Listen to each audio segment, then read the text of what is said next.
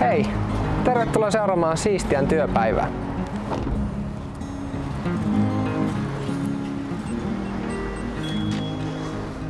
Mun työpäivä lähtee käyntiin sillä, että kerään hallilta siivouspyyhkeet, mitä tarvin päiväaikana.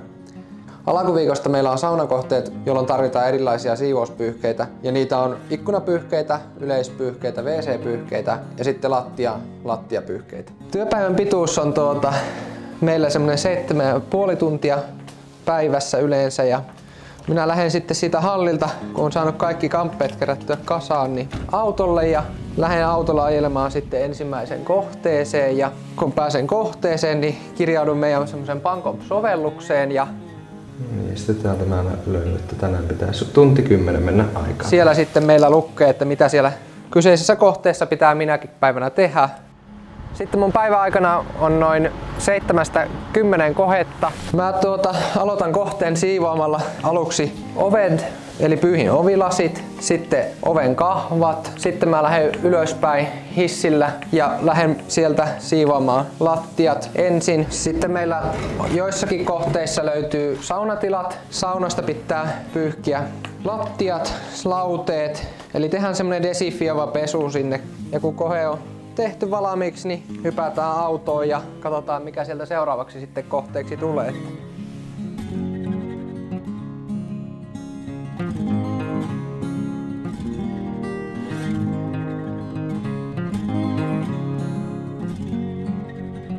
Työssä saa lomia ajatusten kanssa ja päiväaikana ei tarvitse puhua välttämättä kellekään, paitsi jos asukkaita tulee, niin niille kyllä aina makeasti hymyillä.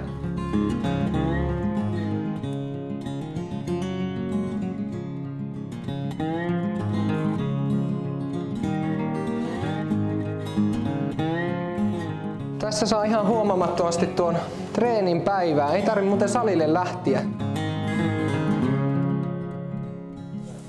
Tauot on tosi tärkeitä. Meillä kuuluu puolen tunnin ruokatauko ja 2 kahvitaukoa.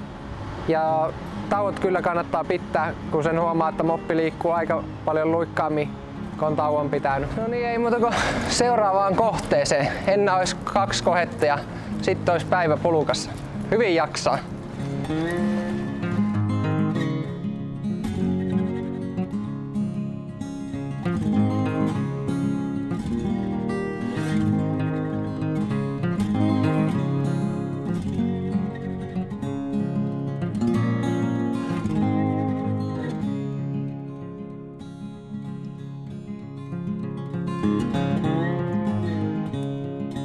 No niin, se olisi päivä tässä. Ei muuta kuin tavarat autoon ja kohti hallia.